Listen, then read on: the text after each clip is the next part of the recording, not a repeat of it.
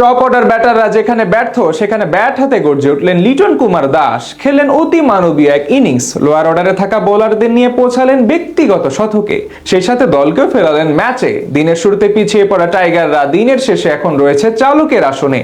প্রথম দিনে লিটনের অসাধারণ ব্যাটিং এবং টাইগারদের পারফরমেন্স নিয়ে বাকিটা জানবো এই প্রতিবেদনে।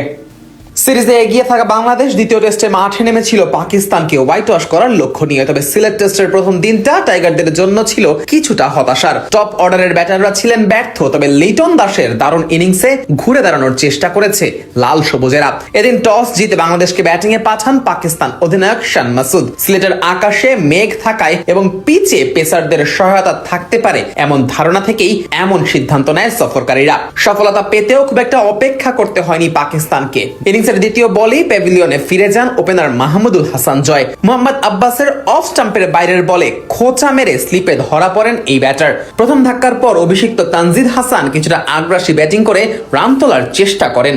অন্যদিকে অভিজ্ঞ মুমিনুল হক শুরুতে করেন ধীর স্থির ব্যাটিং। দুজনের জুটিতে বাংলাদেশের রান বাড়তে থাকে, তবে নিজের দ্বিতীয় স্পেলে আক্রমণে ফিরে আবারও আঘাত হানেন আব্বাস। অফ স্টাম্পের বাইরে করা বলে মিড অনের উপর দিয়ে মারতে গিয়ে বোলারের হাতেই ক্যাচ দেন তানজিদ। 26 রান করে থামতে হয় অভিষিক্ত এই ব্যাটারকে।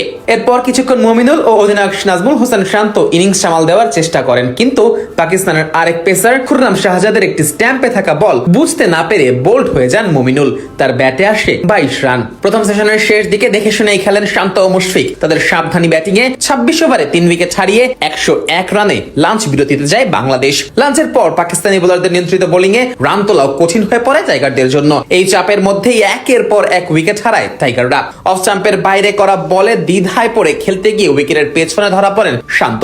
29 রান করা এই ব্যাটারের উইকেট নেন সেই আব্বাসি। এরপর পেসার খুররাম শাহজাদের বলে এলবিডব্লিউ হন মুশফিকুর রহিম। যদিও রিভিউ নিলেও আম্পায়ার্স কলে আউট বহাল থাকে। মুশফিকের ব্যাটে আসে 23 রান। বিপদ আরো বাড়িয়ে দেন মেহেদী হাসান মিরাজ। শর্ট বলে হুক করতে গিয়ে ডিপ ফাইন লেগে ক্যাচ দেন এই ব্যাটার। তার ব্যাটে আসে মাত্র 4 রান। ফলে 116 রানেই 6 উইকেট হারিয়ে বিপদে পড়ে যায় টাইগাররা। এই অবস্থায় দলের হাল ধরেন wicket keeper batter Liton Das. তার সঙ্গে যোগ্য সঙ্গ দেন স্পিনার তাইজুল ইসলামও। লিটন অবশ্য বেশিরভাগ বল নিজেই খেলেন এবং তাইজুলকে যতটা সম্ভব কম স্ট্রাইক দেন। কখনো কখনো ওভারের প্রথম বলেও সিঙ্গেল নেননি তিনি, যাতে তাইজুলকে স্পিনারদের বেশি খেলতে না হয় এবং ইনিংস বড় করা যায়। বাজে বল পেলেই বাউন্ডারি মারেন লিটন। ধীরে ধীরে জুটি বড় হতে থাকে। আর কোনো উইকেট না হারিয়ে চা বিরতিতে যায় বাংলাদেশ। চা বিরতির পর অবশ্য তাইজুলকে বিদায় করেছেন সাজিদ। 16 রান করে বোল্ড হন এই ব্যাটার। তাসকিনও বিদায় নেন ব্যক্তিগত 7 রান করে। তবে ততক্ষণে ব্যক্তিগত 50 দেখা পেয়ে যান লিটন কুমার দাস। এরপর ধীরে ধীরে পাকিস্তানি বোলারদের উপর চড়াও হতে থাকেন এই ব্যাটার। প্রথম 93 বলে 50 স্পর্শ করা লিটন পরের 50 করতে খরচ করেন মাত্র 42 বল। ফলে 135 বলে পূর্ণ করেন নিজের ক্যারিয়ারের 6ষ্ঠ সেঞ্চুরি। যদিও ব্যক্তিগত 126 রানে থামে লিটনের ইনিংস। শেষ পর্যন্ত বাংলাদেশের সংগ্রহ দাঁড়ায় 278 রান। এরপর শেষ বিকেলে কিছু ওভার বল করার সুযোগ পায় টাইগাররা, তবে সেখান থেকে কোনো উইকেট তুলে নিতে ব্যর্থ হয় লাল সবুজেরা।